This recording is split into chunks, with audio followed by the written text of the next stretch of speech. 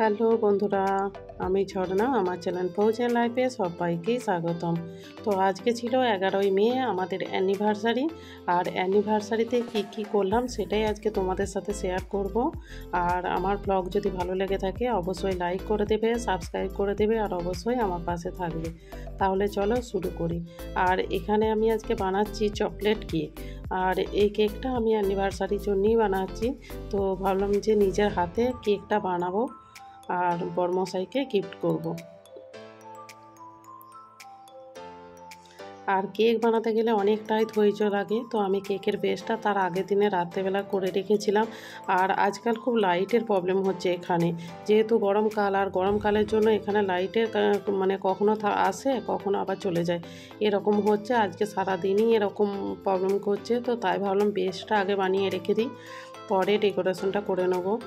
আর কেকের বেসটা এমনিতেও আগের দিনে বানিয়ে আর ফ্রিজে রেখে দিলে কেকটা খুবই সুন্দরভাবে বসে যায় আর টেস্ট হয় খেতে অনেক ভালো। এইখানে মাইক্রোওভেনে 180 ডিগ্রি টেম্পারেচারে দিয়ে দিলাম। আর এই দেখো, দেখি কেকটা কীরকম উঠেছে। ওয়াও, বাহ, বেশ ভালোই উঠেছে কেকটা। আমি তো টেনশন করছিলাম যে জানি না কীরকম হবে। এমনি তো ভ্যানিলা কেক বানাই, কিন্তু চকলেটটা খুবই কম বানাই, তো ভালোই। আর এই ভিডিওটা যখন বানাচ্ছিলাম তখন লাইট চলে গিয়েছিল, আর এটা অন্ধকারেই বানাতে হয়েছিল। মানে বানানো শেষ হয়ে গেছিলো, ভিডিওটা যখন বানাচ্ছিলাম তখন এরকম অন্ধকার হয়ে গিয়েছিল। আর এটা ছিল সকালবেলা, সকালের দিকে বানিয়ে নিয়েছিলাম স্যান্ডউইচ ছিল আর চা ছিল। তো চা বানিয়ে নিয়ে বড়মশাইকে দিয়ে দিয়েছিলাম। তো এরপর এসে স্যান্ডউইচ বানাচ্ছিলাম। তো স্যান্ডউইচে ছিল এটা শুধু সিম্পল, একটু শসা, পেঁয়াজ, ক্যাপসিকাম সব কিছু দিয়ে আর মিওনিস দিয়ে মিক্সড করে আর একটু মজরেলা চিজ দিয়ে দিয়েছিলাম। আর আজকে অনেকটাই মানে তাড়াহুড়ো আছে, অনেক কাজ আছে, কারণ আজকে ব্রেকফাস্ট করে বানাবো, কেক বানাতে হবে। মানে কেকটা বানানোর পর যে কেকের ডেকোরেশন আছে সেইটাকে করতে হবে, একবার বাজার যেতে হবে। তাছাড়াও সন্ধ্যের দিকে ভাবছি যে পাশাপাশি যে দিদিরা আছে, তো দিদিদেরকে ডাকবো, ডেকে একটা ছোট পার্টি মতো হবে। তো ওর জন্যও কিছু আয়োজন করতে হবে। আর এটা ছিল আমার সকালের ব্রেকফাস্টে ছিল মুগ ডাল, ছোলা আর গুড় আর স্যান্ডউইচ। মুগ ডাল আর এই গুড় এগুলোকে ডক্টরে খেতে বলেছে, তো এর জন্য এগুলো সকালের দিকে খেয়ে নিই। আর এখানে ছেলে খাচ্ছিল, বরের খাওয়া হয়ে গিয়েছিল। আর ভাবলাম বাজার যাওয়ার আগে তো আমি একবার কেকটার ক্রিমটা বানিয়ে রেখে যাই, তাহলে আমার অনেকটাই কাজ আগে হয়ে যাবে। আর কেক তৈরির আগে কেকের ক্রিম যদি এরকম করে ফেটিয়ে তারপরে ফ্রিজে রেখে দেওয়া হয় 1 থেকে 1.5 ঘন্টার মতো, তাহলে ক্রিমটা অনেকটাই ভালো হয়ে যায়, অনেক টেস্টি হয়। আর কেকও মানে বানানোর পর 1 ঘন্টা ফ্রিজে রাখলে সেইটাও খুব সুন্দর, মানে যত ফ্রিজে রাখা হয় ততই বেশি মানে খেতে ভালো হয়। আর গরমকাল যেহেতু, ওর জন্য না কেকের ক্রিম বানাতে গেলে একদম কেক মানে কিছুক্ষণ রাখলেই মেল্ট হয়ে যায়, ওর জন্যই সঙ্গে সঙ্গে বানিয়ে আর আমি এখন ফ্রিজে রেখে দেবো।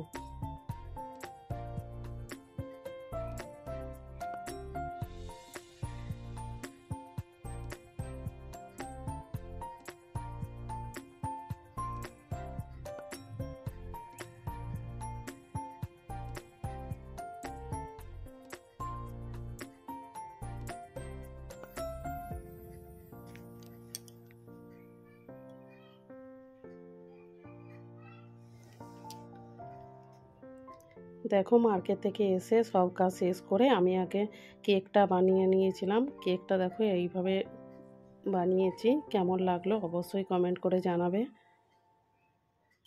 এটা ছিল চকলেটের কেক, তার জন্যই চকলেটের উপর বেস করেই পুরো কেকটা বানিয়ে নিয়েছিলাম। আর এরপর দুপুরবেলা আজকের মেনু ছিল ভাত, স্যালাড,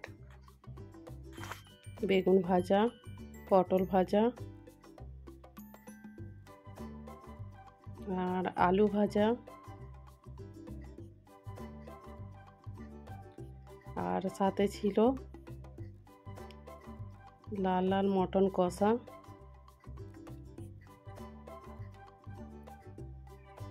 সাথে ছিল আমের চাটনি, আর ফৌজিবাবুর জন্য টক দই তো চাই, এর জন্য 1 বাটি টক দই, আর সাথে গোলাপ জামুন। এটাই ছিল দুপুরের রেসিপি।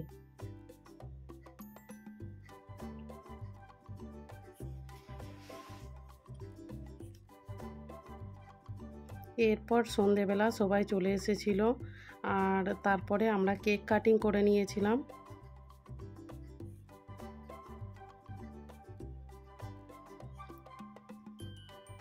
বরমশাই এত ব্যস্ত ছিল যে জামাটা পর্যন্ত চেঞ্জ করতে সময় পায়নি, তো ওইভাবেই কেক কেটে নিয়েছিলাম।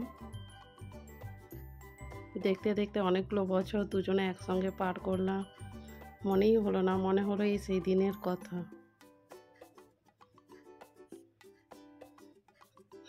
আর আমাদের অ্যানিভার্সারিতে এই বছরে 1 বছর থাকে, আবার জানি না অন্য জায়গায় পোস্টিং হলে একসাথে থাকতে পাবো কি না, এর জন্যই এগুলো স্মৃতি হিসেবে রয়ে যাবে।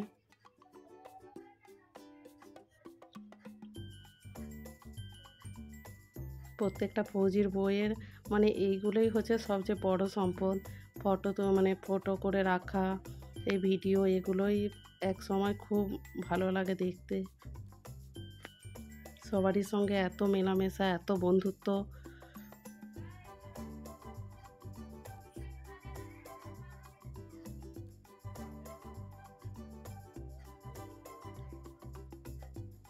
এরপর খাবারে দেখো কি কি বানিয়েছি।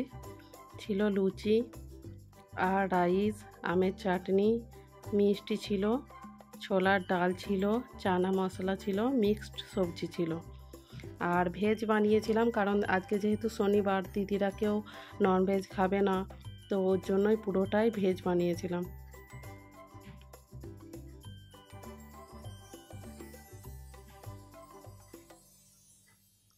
আর এখানে এমনিতেও বেশিরভাগ সবাই ভেজই, আমরাই শুধু বাঙালিরাই ননভেজ। বাঙালি, সাউথের লোকেরা আমরাই বেশিরভাগ হচ্ছে ননভেজ।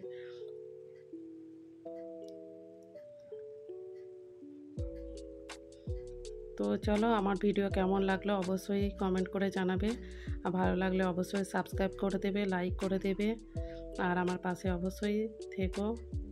নমস্কার।